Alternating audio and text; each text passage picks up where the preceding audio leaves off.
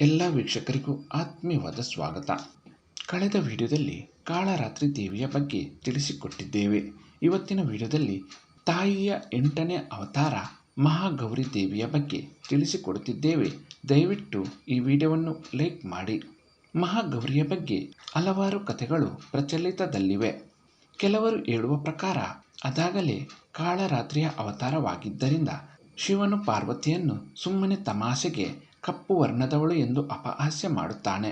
ಇದರಿಂದ ಬೇಸರಗೊಂಡ ಪಾರ್ವತಿ ದೇವಿ ಹಿಮಾಲಯಕ್ಕೆ ತೆರಳಿ ಗಂಗೆಯ ನೀರಿನಲ್ಲಿ ತನ್ನ ದೇಹವನ್ನು ತೊಳೆದುಕೊಂಡಾಗ ಆಕೆಯ ದೇಹದ ಬಣ್ಣ ಕಾಂತಿಯುತವಾಗಿ ಬಂಗಾರದ ವರ್ಣಕ್ಕೆ ತಿರುಗುತ್ತದೆ. ಆ ಕಾರಣಕ್ಕಾಗಿಯೇ ಆಕೆಯನ್ನು ಮಹಾಗೌರಿ ಎನ್ನುವ ಹೆಸರಿನಿಂದ ಕರೆಯಲಾಗುತ್ತದೆ.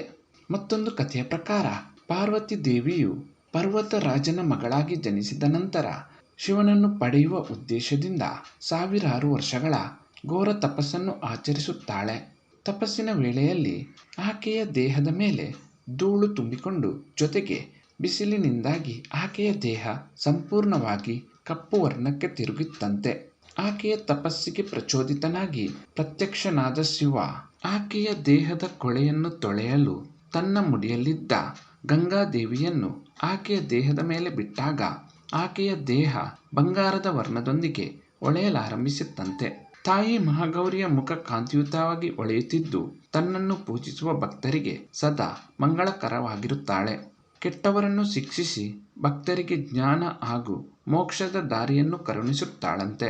ಮುಂದಿನ ವಿಡಿಯೋದಲ್ಲಿ 9ನೇ ಅವತಾರ ಸಿದ್ಧಿದಾತ್ರಿ ದೇವಿಯ ಬಗ್ಗೆ ತಿಳಿಸಿಕೊಡುತ್ತೇವೆ. ದಯವಿಟ್ಟು ಈ ವಿಡಿಯೋವನ್ನು ಲೈಕ್ ಮಾಡಿ. ಎಲ್ಲ ವೀಕ್ಷಕರಿಗೂ ಧನ್ಯವಾದಗಳು.